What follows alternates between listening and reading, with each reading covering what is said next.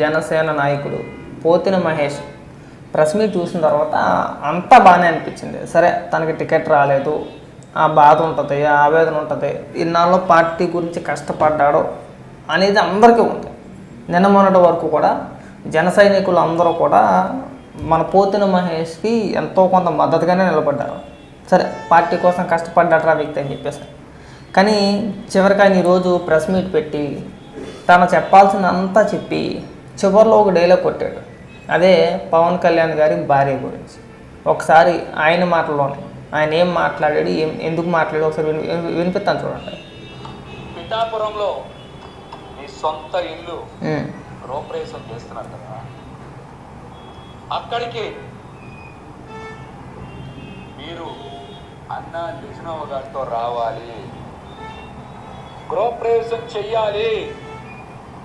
ఇప్పుడు అదేంటి సార్, ఇప్పుడు పోతిన మహేష్ గారు నేను ఏమంటానంటే పవన్ కళ్యాణ్ గారు గృహప్రవేశం చేయడం అనేది ఆయన ఇష్టం. అది ఇప్పుడు మీకు ఫోన్ చేసి పోతిన మహేష్ గారు మీ భార్యను పంపించండి గృహప్రవేశానికి, నా ఇల్లు ఇలా పలానా తారీఖున పిఠాపురంలో గృహప్రవేశం ఉంది, మీ భార్యను పంపించండి, మీ భార్యతో కలిసి నేను గృహప్రవేశం చేస్తానని చెప్పేసి అని పవన్ కళ్యాణ్ గారు అన్నారనుకోండి, అది తప్పు.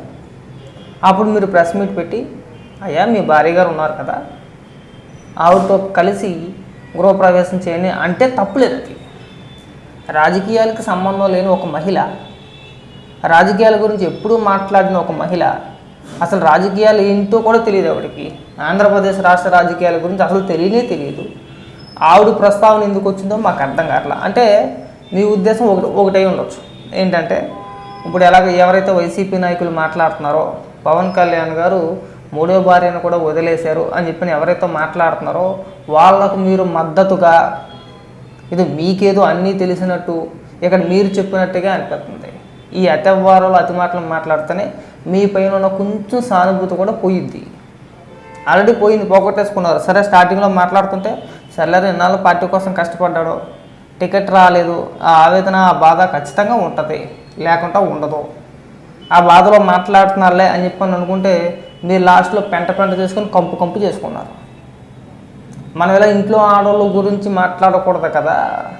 అంటే జనరల్గా బేసిక్గా అంటే తెలుగుదేశంలో ఉన్న జనసేన పార్టీలో ఉన్న బాగానే మాట్లాడతారు, ఇళ్లలో ఉన్న ఆడవాళ్ళ గురించి మాట్లాడరు, వాళ్ళ జోలికి పోరు. కానీ ఎప్పుడైతే వైసీపీలోకి వెళ్ళాలని చెప్పని అనుకుంటారో ఏమని అనుకుంటారో తెలియదు, కానీ వెళ్ళాలి అనే ఆలోచన రాగానే ఇళ్లలో ఉన్న ఆడవాళ్ళ గురించి మహిళల గురించి ఇంకా నీచంగా మాట్లాడడం మొదలు పెడతారు.